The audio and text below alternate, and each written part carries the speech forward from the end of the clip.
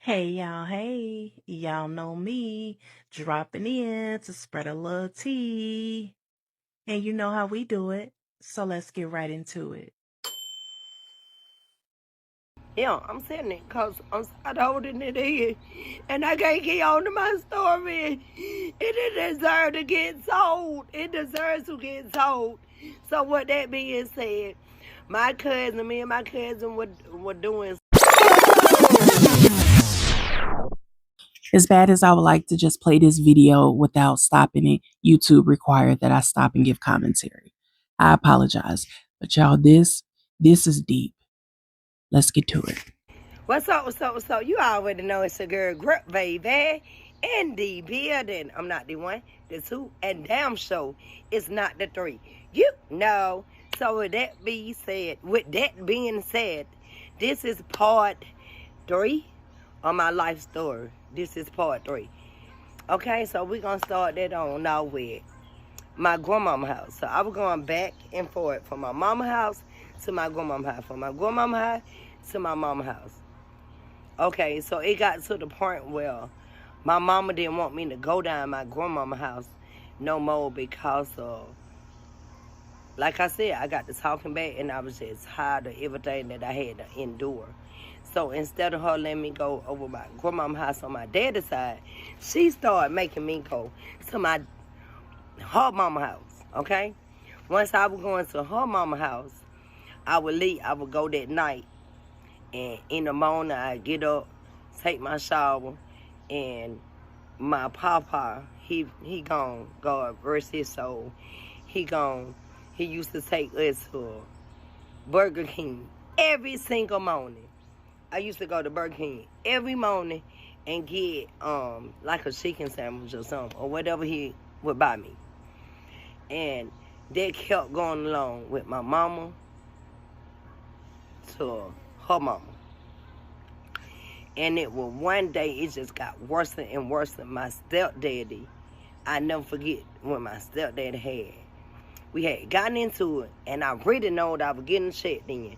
I had seen a piece of paper said the title on.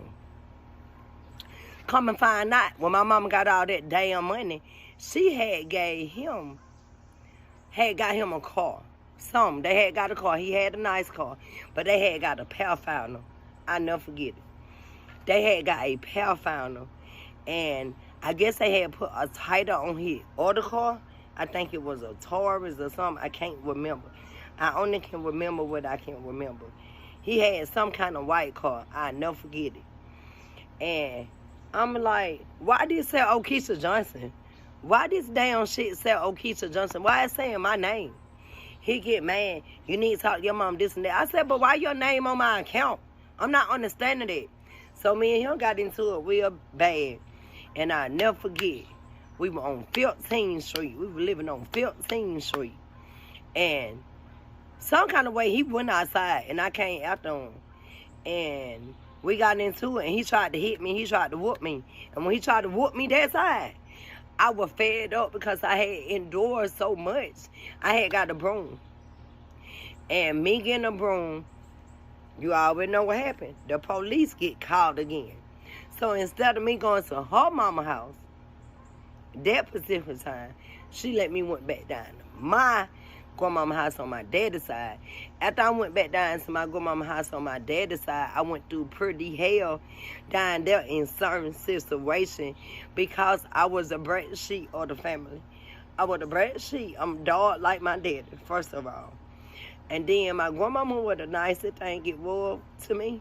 But my cousin, they used to pick at me so freaking much. They used to dog me out and pick at the way I talk and stuff. So I always used to sit at my grandmama's house and just be in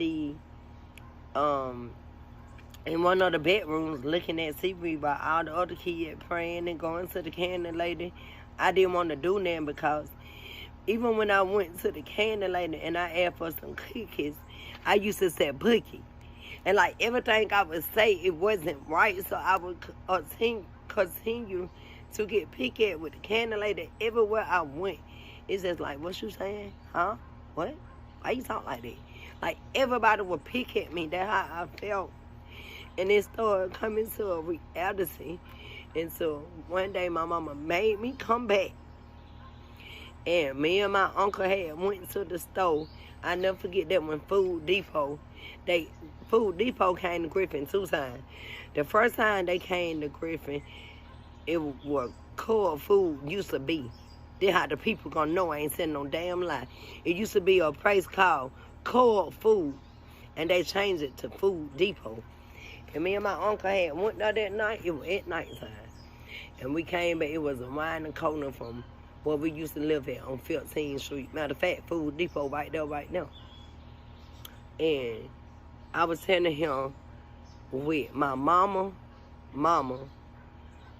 her husband, well, that wasn't her husband, but they were together for like 15 years. So back then it was common law. So her husband, one day, he had came and got me, right, to go over my grandmama's house because I was going to the state ring that night with his son. His son older. And don't make no comment if you the son, because my papa, he gone. So don't make no comment because you're going to say it on yourself. And I'm going to tell my story. Ain't nobody going to stop me. So me and my cousin, I about 12 years old, he had me doing stuff I ain't supposed to be doing, you know. He had me doing that. But he didn't actually get it in me. He was more hunching me. But my car was dying, and my papa's sister got at me, whooped my butt. And then my papa, instead of him just letting it go, when we got in the car that night, and he was finna take me to my grandmama's house, he put his finger in the area that it didn't supposed to be in. He put his finger in the area that it didn't supposed to be in. So after he did that, I didn't really have no remorse on that. I still went to the state ring that night, everything. The next day it hit me. It hit me the next day. I ain't sitting there, I hold it in. So one day I had got with my uncle and we had went to Food Depot. And I told him, we came back from Food Depot. My uncle told my mama, I never forget, took me into the bathroom. We went in the bathroom. She asked me all these questions. What did he do to you? Did he put the other part in you and this and that, this and that? I said, no. It was just his finger. Okay? She called my grandmama like she was trying to call herself concerned, acting a damn fool. Come and find out, as time went on, didn't nobody do nothing.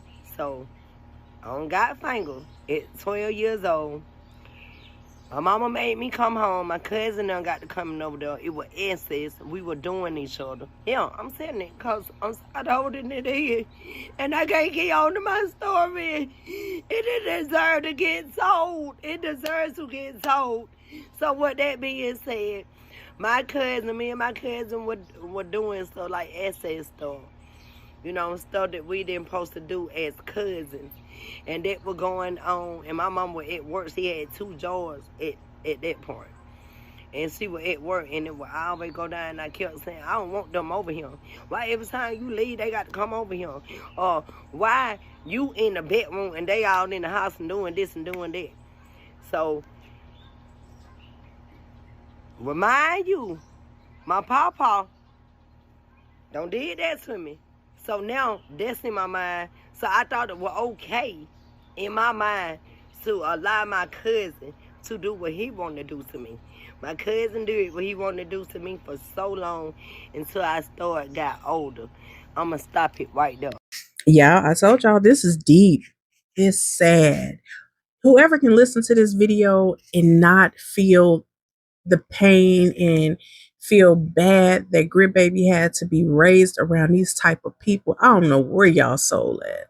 And to think how people sit on the internet and mock this woman and she can't help the way she is. Y'all know what stood out to me the most was when she started her story and she talked about her grandpa and she said, God rest his soul. She still said, God rest his soul after that man violated her. So I'm back with part 4. You No.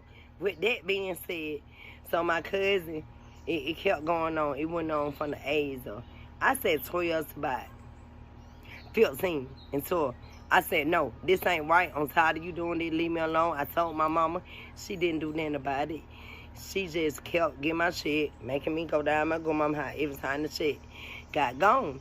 And it was the one specific time I never forget. Me and her had gotten into it. Cause my shit had kept getting cut off.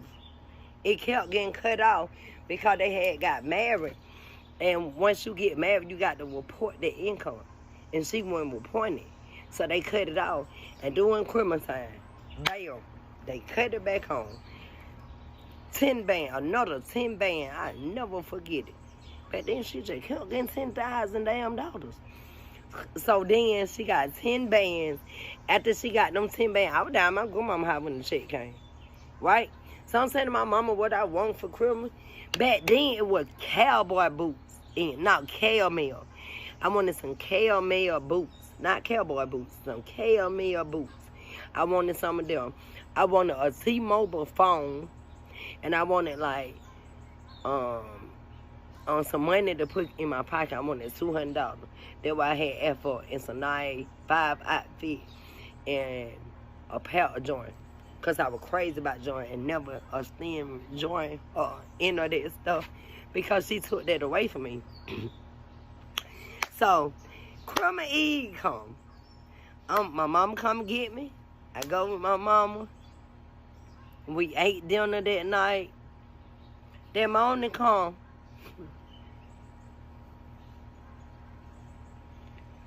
So, we in Christmas now. So, back then, the house I was living in, it had upstairs and downstairs, and my room was upstairs. And I was upstairs and I came downstairs. And my sister and brother had all this shit, y'all. They had a trampoline outside. They had all type of stuff, and the only thing that she got me, I didn't want no joint that year. I wanted some Timberland boots.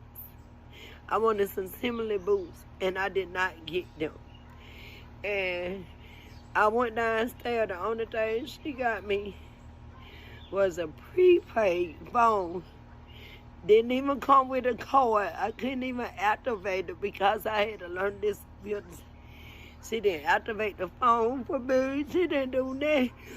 She just gave me that fucking phone. Some perfume. It looked like the perfume was open. And that's it. But I had to watch my sister have all these clothes, all these shoes. They had a trampoline in the backyard. They had a fucking... My brother, he had a basketball goal. Everybody got this and that and this and that. So I ain't want to be there. They like 7:30 in the morning. So 9 o'clock come. About 9, 10 o'clock, I go down my grandmama's house with them. And she was like, what wrong with you? I said, the only thing I wanted was a phone and some Timberland boots. She was like, you got the phone. I said, but then no card come with the phone. So she had got me a card. Come and find out, mama had did something to the phone where couldn't nobody activate it. So I ended up getting her the phone back. So I come out with nothing but a fucking perfume. And my mama was getting a check for me, don't got lunch on and everything. So back then, and it still go on now, it was after Christmas sale. And grandmama had a good ass job, y'all. So she had took me to belts, and she know I ain't lying, I swear to God, she took me to belts. I never forget this in the day of my life. I'm over it, but I'm ready to talk about it. And I went and got some Timberland. I wanted some weak Timberland, but they ain't had them. They had them dark brown Timberland. So I got them. My grandmama got me the dark brown Timberland. I was thankful and grateful for her. I showed my mama. She gonna tell me, you gonna get them back to her. Because she ain't got no business doing all that. That's just your grandmama. She already helping me with the gas bill and the light bill. She ain't finna do all that. So my grandmama didn't take them back. And my grandmama, I never forget, gave my auntie some money. And we had went to Sanger Outlet, and back then everybody my age was wearing Old Navy. And my auntie had when they got me Old Navy pants and shirts and all that. And her child, you know, we about the same age. Like both of them had like the same outfit. And I had a mud shirt, MUDD, that was hot back then. That was hot. You know what I'm saying? You got that, you doing so. You make it some noise. And my grandmama had got me all that. And with that being said, it was like, I was so happy about that. So, after all that happened, she made me come back home. After I came back home, police get called the first day. Somebody that I stole the phone that she bought for me now. She bought this phone for me. She bought that phone for me, man. She bought that phone for me. And she called the police and said, I stole it. I said, officer, she bought that phone for me for Christmas. And the officer said, you don't talk back to your mama, you wrong for that, this and that. Put me in handcuffs, ride me around the corner. But the officer did tell her, wherever she go, ma'am, you need to allow her check to go. We cannot keep coming out of here. Because that's how much they would come and shut the door. They kept coming back and forth, back and forth, back and forth. She would never let me have a peace of mind. She kept doing me like that. So, I seen how the game was going, y'all. I seen how she was doing me, and I know that was wrong. So, December gone. We in January now. The end of January, I'll never forget. I'm back home in January. Get back out, go down to grandma's house.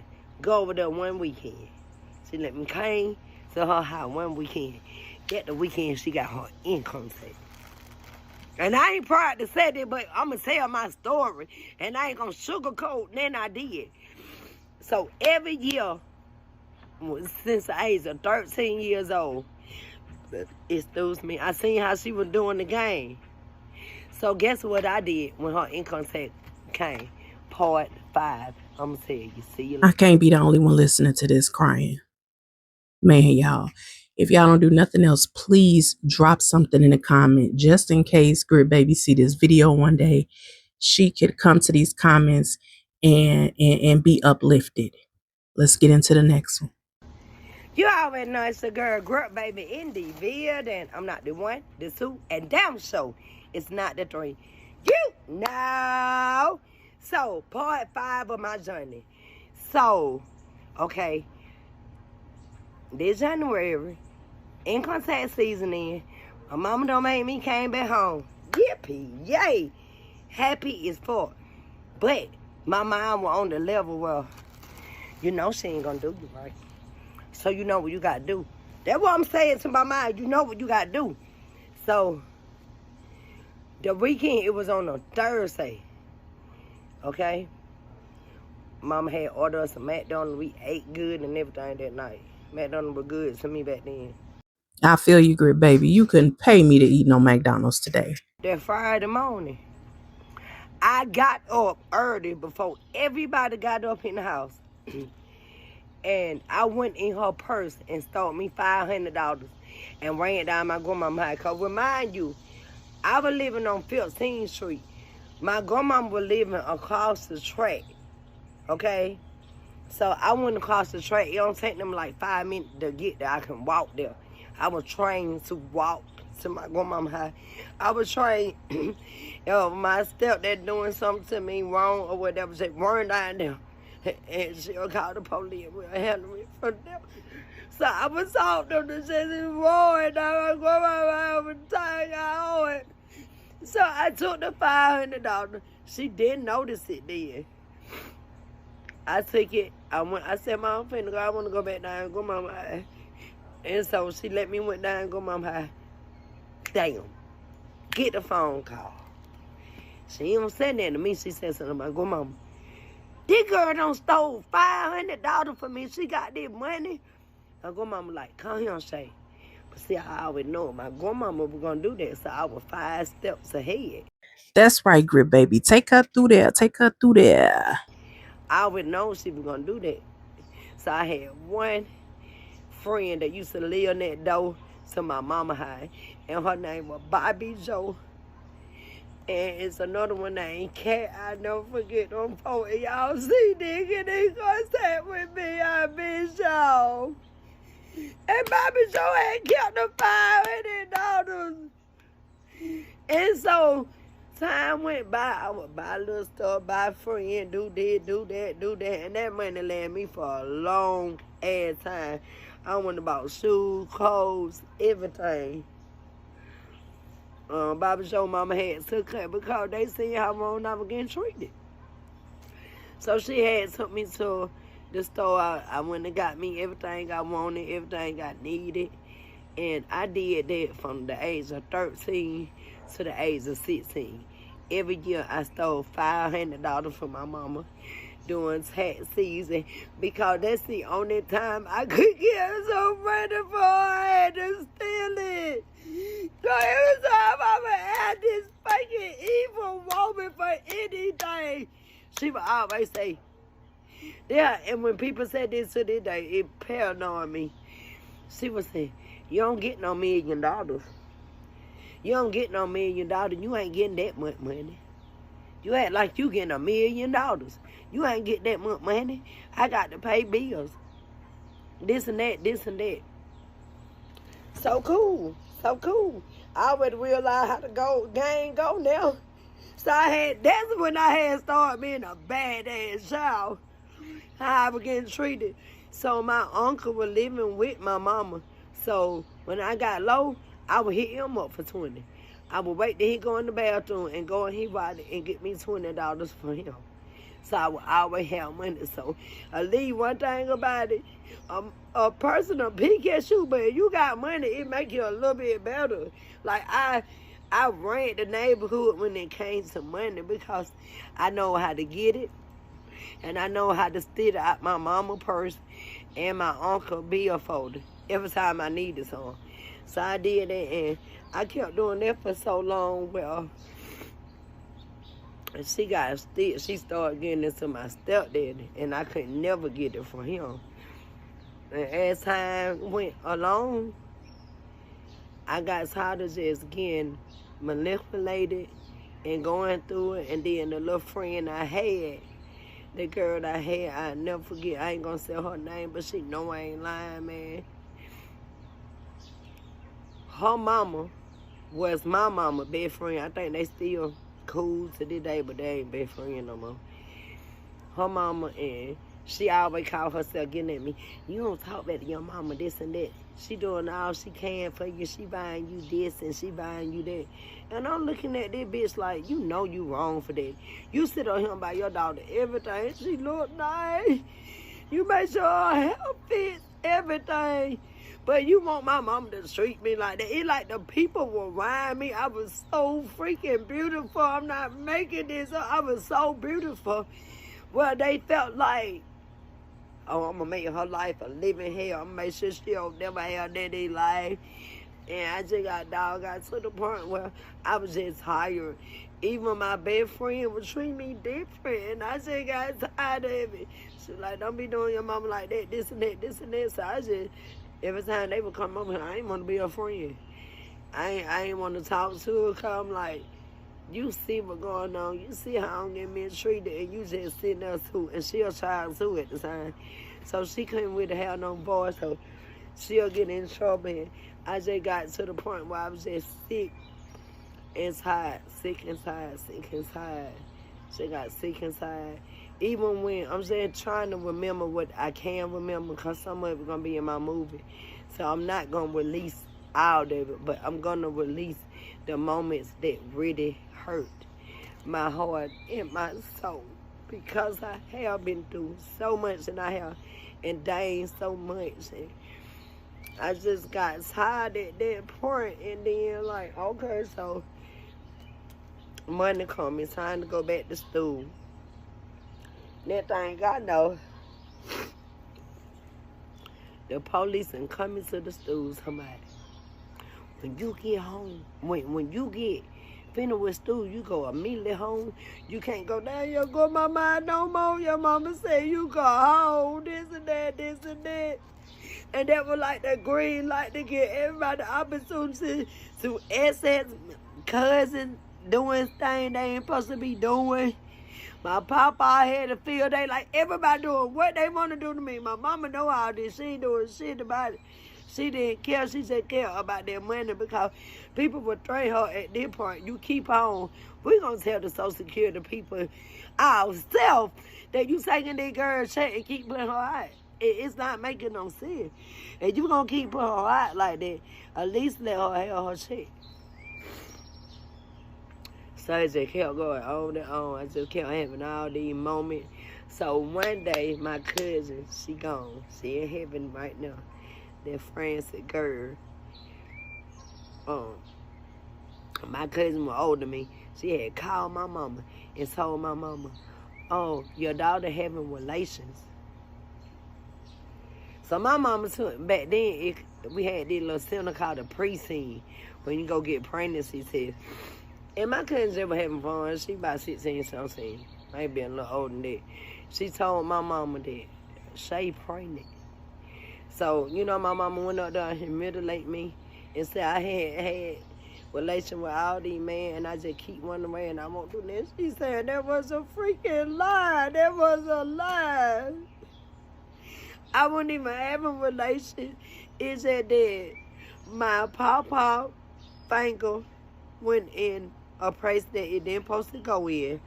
And my cousin that always used to hunch me. But ain't nothing actually was going in me at that point. You get what I'm saying? It wasn't going inside of me. And so I had took her to and she was like, ma'am, well, first of all, they checked me, man, she ain't been touched. She said, ma'am, she ain't been touched. Ma'am, she ain't pregnant. Ma'am, what do you want me to do? And she was like, I know she does something. She just didn't get caught this time. Put her on birth control.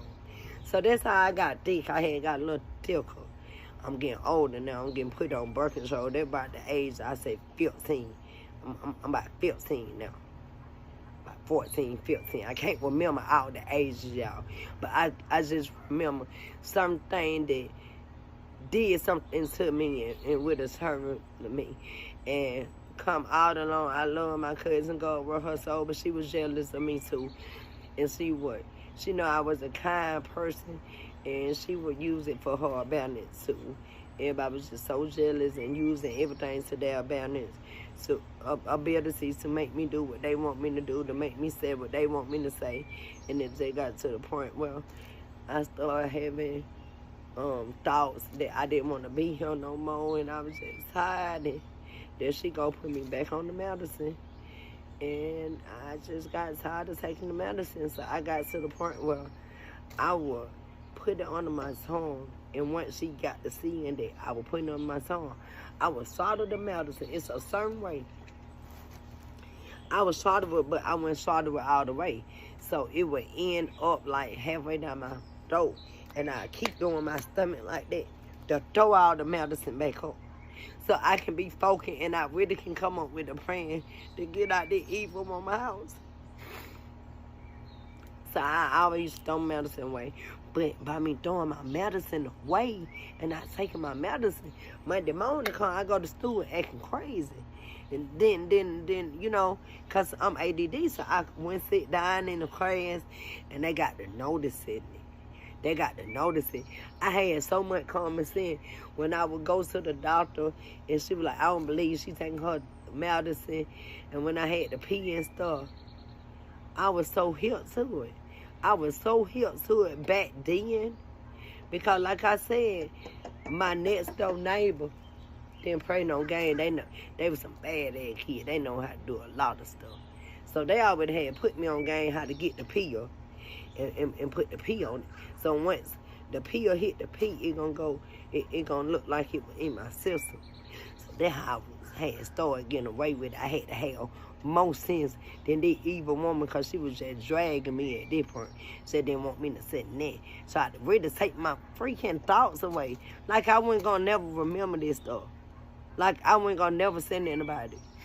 But that being said, I don't want to talk about it right now no more. I'm just gonna let that go for right now, and I'll come back with part 6.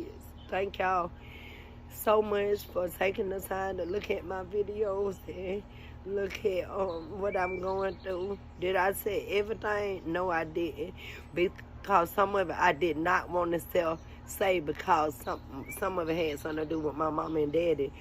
And I feel like can't nobody tell your story like you.